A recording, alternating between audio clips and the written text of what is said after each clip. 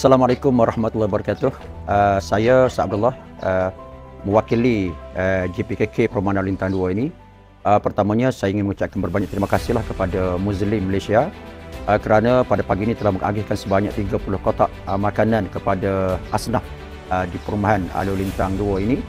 Jadi saya mewakili JPKK ini merasa sangat berbesar hatilah kerana pada tahun ini masyarakat di kawasan perumahan ini akan terdapatlah merasai bantuan daripada NGO yang kebetulan memang berpengkalan di Besut ini. Jadi harapan saya untuk tahun-tahun mendatang program seumpama ini akan diteruskan untuk sekurang-kurangnya untuk dapat kata pertama untuk mengembirakan golongan asnaf yang berada di sini, dan yang kedua dapat mengurangkan kata sedikit bebanan untuk menampung keperluan kehidupan seharian mereka. Terima kasih kerana memberi sumbangan kepada saya.